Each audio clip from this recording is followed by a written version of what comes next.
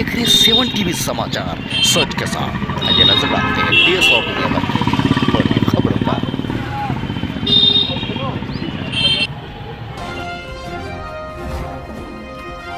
School dress के व्यापारी अमित कुमार द्विवेदी ने उधार दिए ड्रेस के पैसों को मांगने पर मिली जान से मारने की धमकी।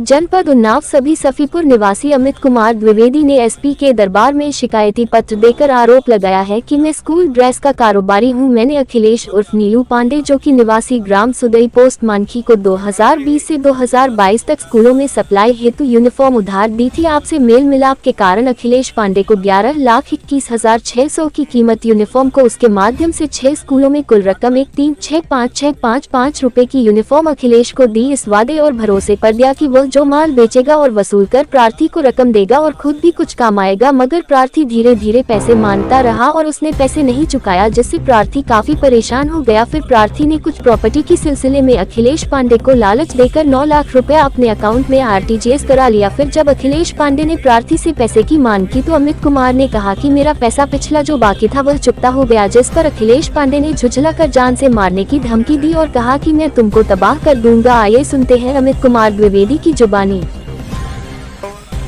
फिर मेरा करीब 13,65,000 रुपये जो पे निकल रहा था, उसमें से इन्होंने बीच में कुछ रुपया दिया, तो मेरे हिसाब से 9-9.5 लाख रुपये उनके निकल रहा था, 9-9.5 लाख रुपया।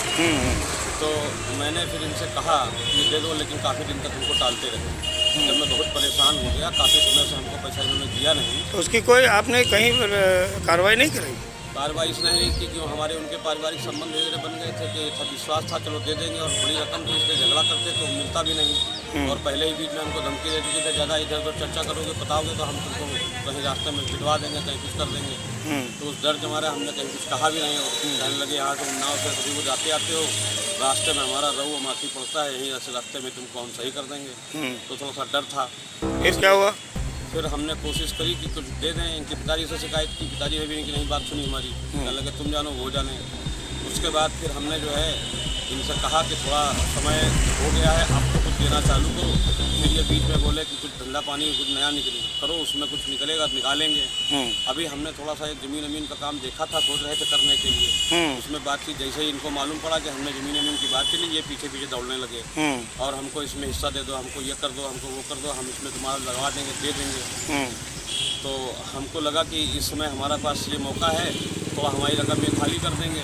तो हमने इनसे जो कुछ भी बातचीत थी वो बताई हमने। तो इन्होंने हमसे कहा कि ठीक है हम पैसा दे रहे हैं।